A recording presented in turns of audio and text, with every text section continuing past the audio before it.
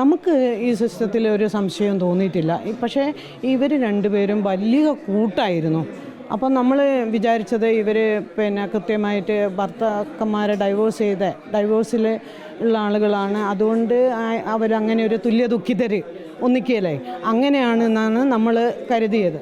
അല്ല, ഒന്നിച്ചാണ് പോക്ക്, മീറ്റിങ്ങിലൊക്കെ വരുക, അങ്ങനെയൊക്കെയുള്ള കാര്യങ്ങളൊക്കെ ഒന്നിച്ചാണ് ഇവരുടെ പ്രവർത്തനങ്ങൾ.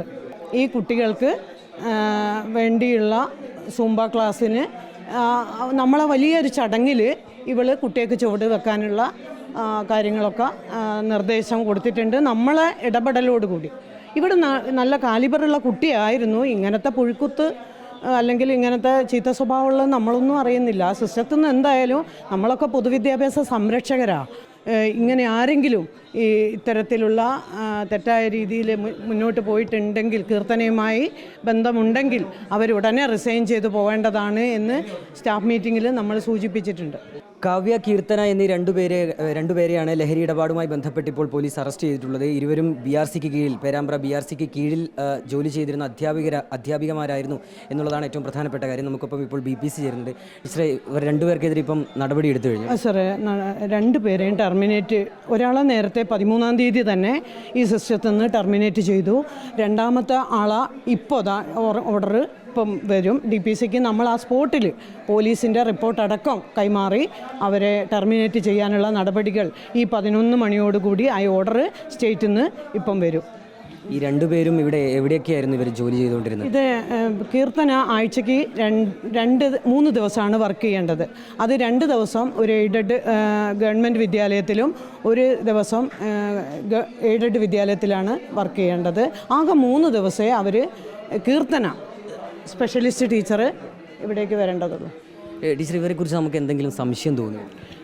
നമുക്ക് ഈ സിസ്റ്റത്തിൽ ഒരു സംശയം തോന്നിയിട്ടില്ല. പക്ഷേ ഇവർ രണ്ടുപേരും വലിയ കൂട്ടായിരുന്നു.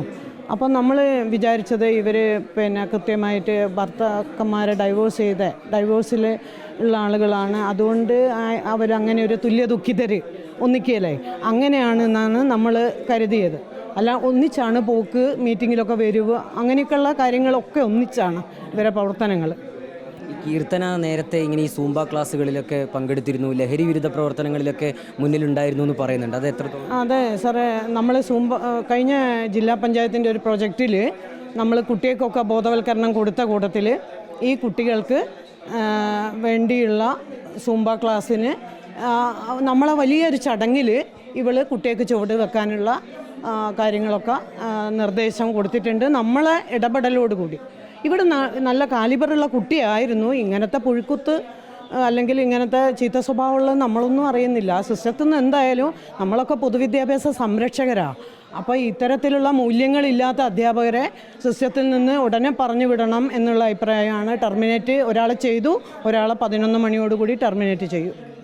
അതിൽ ഈ കാവ്യ പിന്നീട് നമ്മൾ സംശയം തോന്നി നമ്മൾ ചോദിക്കും, അങ്ങനെ എന്തെങ്കിലും ചെയ്തിരുന്നു? കാവ്യന് സംശയം, അതായത് കീർത്തന സുഹൃത്തായതുകൊണ്ട്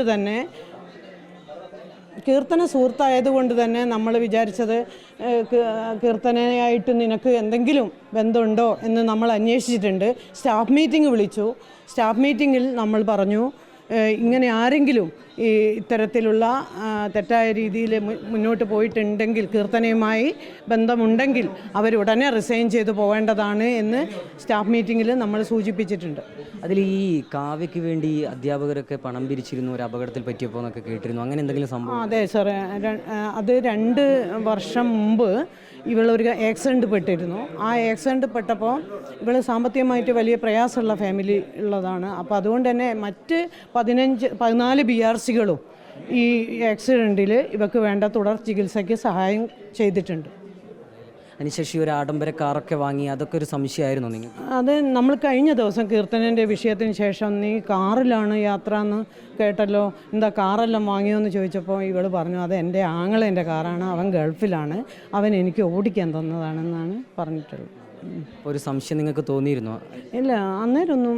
നമ്മൾ ചോദിച്ചു, നീ വലിയ സുഹൃത്തല്ലേ അവളെ, നീ എന്തെങ്കിലും അവളുമായിട്ട് എന്തെങ്കിലും പണമിടപാടുണ്ടോ ഉണ്ടെങ്കിൽ എന്തെങ്കിലും റിസൈൻ ചെയ്ത് പോകണം, ഇനിയും BRCക്ക് ചീത്തപ്പേരുണ്ടാക്കരുത് എന്ന് ഞാൻ, അതായത് ഓഫീസിലേക്ക് വിളിച്ചിട്ട് ഞാൻ പറഞ്ഞിട്ടുണ്ട്. അപ്പോൾ അവൾ പറഞ്ഞ, ടീച്ചറെ ഞങ്ങൾ സുഹൃത്ബന്ധം മാത്രമേ ഉള്ളൂ, ഇത്തരത്തിലുള്ള ഒരു ഡീലിങ്സും കീർത്തനയായിട്ടില്ല എന്ന് പറഞ്ഞിട്ടുണ്ടായിരുന്നു. എന്തായാലും നിലവിൽ ഇപ്പോൾ നിങ്ങളെ സംബന്ധിച്ചൊരു ഞെട്ടൽ കൂടിയായിരിക്കുമല്ലോ അല്ലേ? അതെ, വളരെ വലിയ ഞെട്ടലാണ്. കാരണം ഞാൻ ഈ ജൂൺ 1 എൻ്റെ മാതൃവിദ്യാലയത്തിലേക്ക് തിരിച്ചു പോകാൻ വേണ്ടി ലെറ്റർ കൊടുത്ത് നിൽക്കുക. കാരണം എനിക്ക് റിട്ടയർമെൻറ്റ് ഈ വർഷമാണ്.